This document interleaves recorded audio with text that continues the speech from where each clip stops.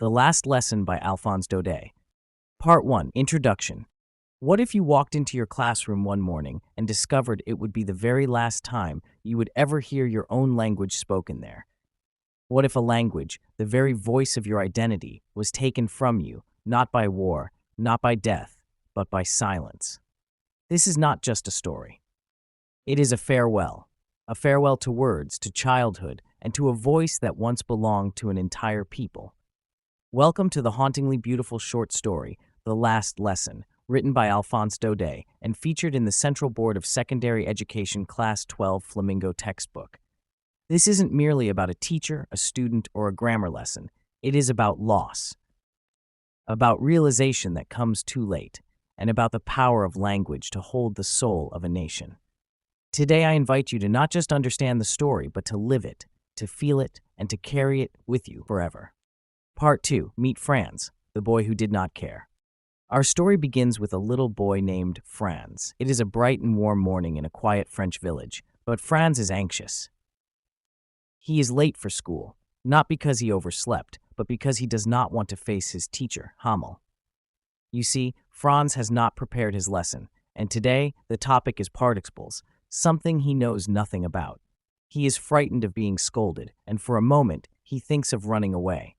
Imagine that, the carefree thought of skipping school, the temptation of sunshine, chirping birds, and the soldiers drilling near the fields. Isn't that how we all are sometimes? Choosing the easy way out, avoiding responsibility, not realizing how precious something is until it is too late. But Franz resists the temptation. He chooses to go to school. He chooses to face whatever lies ahead. What he does not know is that this day will change him forever. Part 3. The unusual silence in school. As Franz approaches the school, something feels strange. The usual noise, the lively chatter, the sound of desks creaking, and children reciting lessons in unison, all of it is gone. Instead, there is silence. A silence so deep it feels like walking into a church. Franz had hoped to sneak into his seat unnoticed. He thought the usual morning bustle would cover his late arrival. But today, it is different. He walks into the classroom, and every eye turns to him. His classmates are already seated. The room is calm, quiet, almost sacred, and there stands Hamel. But something is unusual about him too. Today, he is dressed in his finest green coat, his frilled shirt, and his little black silk cap, clothes he wore only on inspection days and special occasions. Even more surprising, at the back of the classroom, on the benches that were usually empty, sit the village elders, Old Hauser, the former mayor, the former postmaster, men who have not stepped into a school for years. They sit silently, respectfully, their eyes heavy with emotion. Something is not right. Something is about to be said that will leave a mark forever. Part 4. The announcement, a lesson in loss. Hamel begins to speak. His voice is gentle, yet grave. He says, "My children, this is the last lesson I shall give you." Franz freezes. His heart skips a beat. Hamel continues. The order has come from Berlin. Only German will be taught in the schools of Alsace and Lorraine. The new master arrives tomorrow. Today is your last French lesson. I want you to be very attentive. A wave of shock, of disbelief, crashes through the room. Franz cannot believe what he is hearing. His mind swirls with regret. He thinks of all the times he ignored his studies, all the days he went chasing birds' eggs or sliding on the banks of the river Saar. His grammar books, once heavy and dull, now seem like old friends he is about to lose. He looks at Hamel, the same teacher he feared and avoided, and feels a sudden affection, a sense of loss, an ache of respect. For the first time, Franz sees his language not just as a subject, but as a part of himself. Part 5. A farewell to language. As Hamel speaks about the end of French in their schools, he looks around at his students and the old men sitting behind them. His voice does not tremble, but his eyes say everything. He tells them that French is the most beautiful language in the world, the clearest, the most logical. He urges them never to forget it. Because, he says, when a people are enslaved, as long as they hold fast to their language, they hold the key to their prison. Those words hit Franz like a thunderclap. He begins to understand. Language is not just a tool for communication. It is a symbol of freedom, identity, and pride. Even the villagers feel it.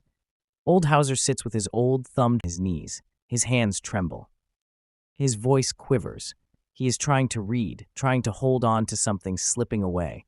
They had come not just to hear Hamel, but to show their sorrow, their respect, their regret for not valuing their language before it was taken from them. Part 6, the last lesson begins. Then, as if time must not be wasted, Hamel opens a grammar book. He teaches. Every word he says, Franz listens to it like it is gold. The rules suddenly make sense. The structure feels clear. The lesson becomes sacred. It is as if the teacher wants to pour every last drop of knowledge into his students' minds before leaving. Next comes the writing lesson.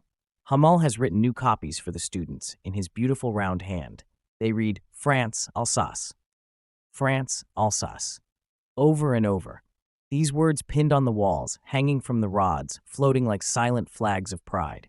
Not a sound in the room, just the pens scratching paper. Even the youngest children stay focused. Even the beetles flying into the room are ignored. And Franz looks up. He sees Hamel sitting still, his eyes drifting across the classroom. It is as though he is memorizing it all. The desks, the walls, the windows, the walnut trees outside. 40 years of service, all fading away. And above them, through the open window, pigeons coo softly. Franz wonders, will they make them sing in German too? Part 7, time slips away. Time, once slow and silent, now moves quickly. Hamel continues with the history lesson. His voice, calm and deliberate, carries the weight of finality.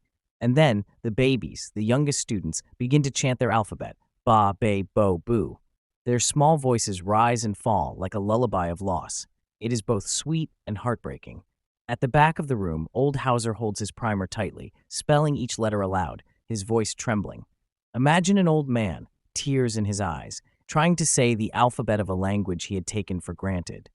Franz, too, feels that lump in his throat. He wants to cry. He wants to laugh. He wants to hold on to this moment forever. He knows he will never forget it. Not just because it is the last lesson, but because it is the first time he is truly present.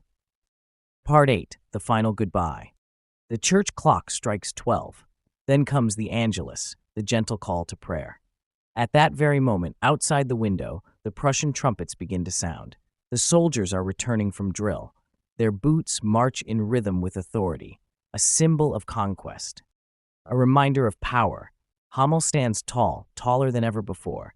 His face is pale, but his eyes burn with pride. He tries to speak. My friends, But his voice breaks. Words fail the man who had taught so many. He cannot continue. Instead, he turns to the blackboard. He picks up a piece of chalk, and slowly, with all the strength in his hand, he writes, Vive la France, long live France.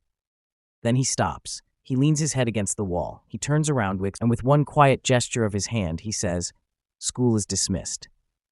You may go. Part 9, Story Analysis and Reflections. What makes the last lesson so unforgettable?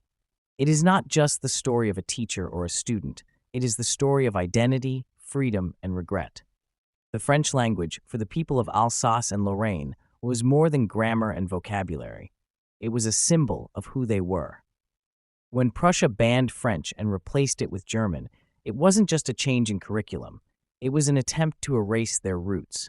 Franz, a symbol of the younger generation, represents our everyday carelessness. We take things lightly until they are taken away.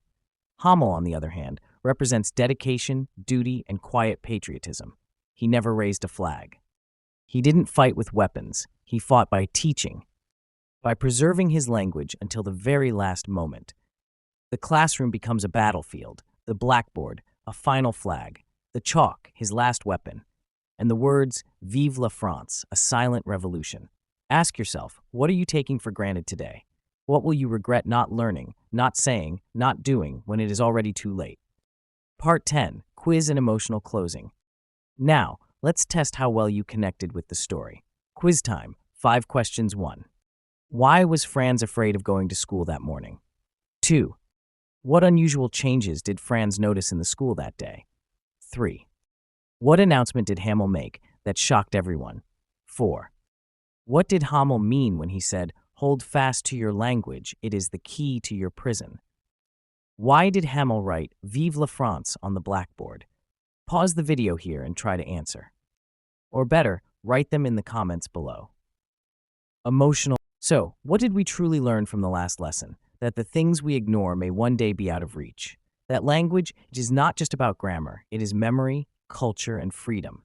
And that sometimes the most powerful lessons are not taught in words, but in silence, chalked across a board, written with love. If this story touched you even a little, if it made you think, if it made you feel something you never felt in a classroom before, then I invite you to carry this lesson, not just in your notebook, but in your life. Subscribe if you want more stories that go beyond textbooks. Like and comment if this video helped you see literature in a new light. And remember, sometimes the last lesson is the one we remember forever.